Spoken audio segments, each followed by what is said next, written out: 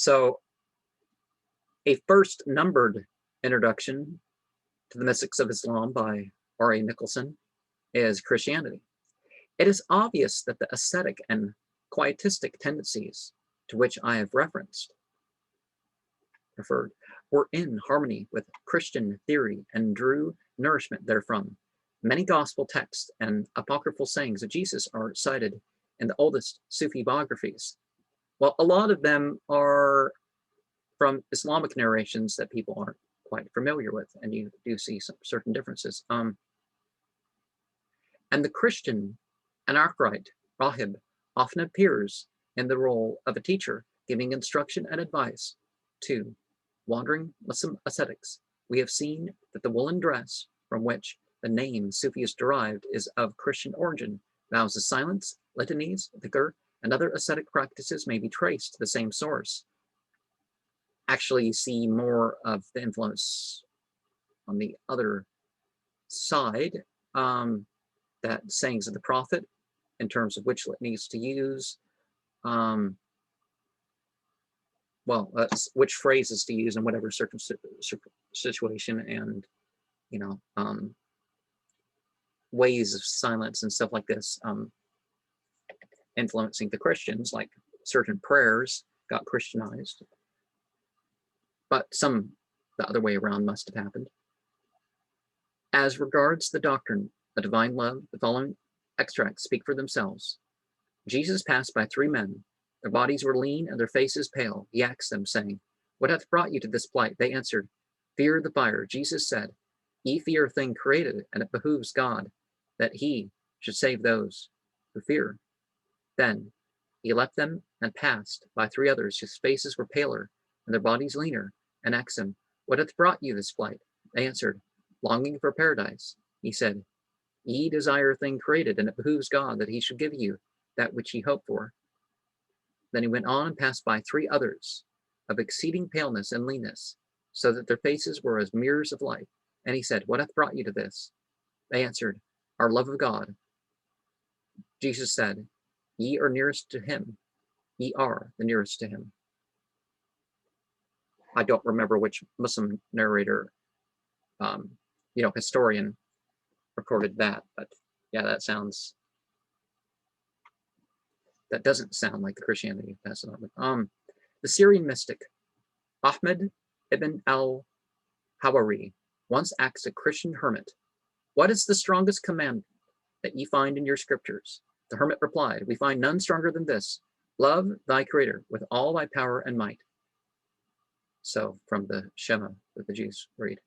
Another hermit was asked by some Muslim ascetics, "When is a man most persevering in devotion?" "When love takes possession of his heart," was the reply. "For then he had no joy or pleasure, but in continual devotion." The influence of Christianity through its hermits, monks, and heretical sects. For example, the Rusalians or Yukta was twofold, ascetical and mystical. Oriental Christian mysticism, however, contained what would be called a pagan or heathen or whatever element. Although pagan and heathen is just what the Romans called people with different material culture. It wasn't that the religion was different. They worshiped the same things or they didn't worship the same things.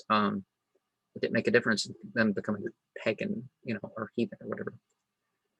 It had long ago absorbed the ideas and adopted the language of Plotinus and the Neoplatonic school.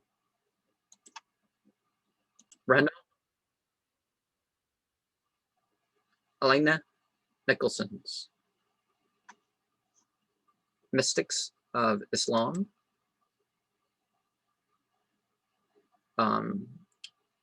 the second numbered introduction, Neoplatonism.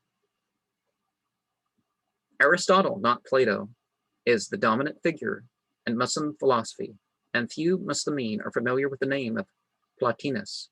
It was more commonly called the Greek master, al-Sheikh al-Yunani, but since the Arabs gained their first knowledge of Aristotle from his Neoplatonists commentators, the system with which they became imbued was that of Porphyry and Proclus. Thus, the so-called theology of Aristotle, of which an Arabic version appeared in the 9th century, is actually a manual of Neoplatonism. Another work of this school deserves particular notice. I mean the writings falsely attributed to Dionysius the Areopagite, the convert of St. Paul. Well, Paul's teachings aren't as historical as people think, and perhaps someone to the side didn't have exactly the same doctrine as Paul was coming up with.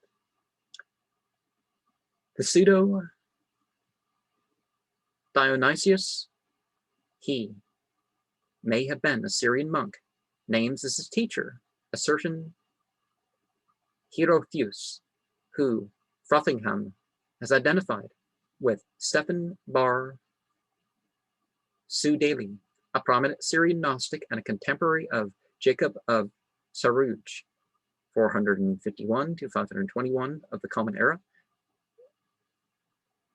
Dionysius quotes some fragments of erotic hymns by this Stephan and a complete work, the Book of Hierotheus, on the hidden mysteries of the divinity, has come down to us in a unique manuscript which is now in the British Museum. The Dionysian writings turned into Latin by John Scotus Erigena founded medieval Christian mysticism in Western Europe. Their influence in the East was hardly less vital. They were translated from Greek into Syriac almost immediately on their appearance, and their doctrine was vigorously propagated by commentaries in the same tongue. About 850 of the Common Era, Dionysius was known from the Tigris to the Atlantic. Besides literary tradition, there were other channels by which the doctrines of emanation, illumination, gnosis, and ecstasy were transmitted. But enough has been said to convince the reader that Greek mystical ideas were in the air and easily accessible to the Muslim inhabitants of Western Asia and Egypt, where the Sufi theosophy first took shape. One of those who bore the chief part in its development, Globnun, the Egyptian, is described as a philosopher and an alchemist. In other words, a student of Hellenistic science. He's also said to have had a greater knowledge of the hieroglyphs and how to read them than people for centuries after him.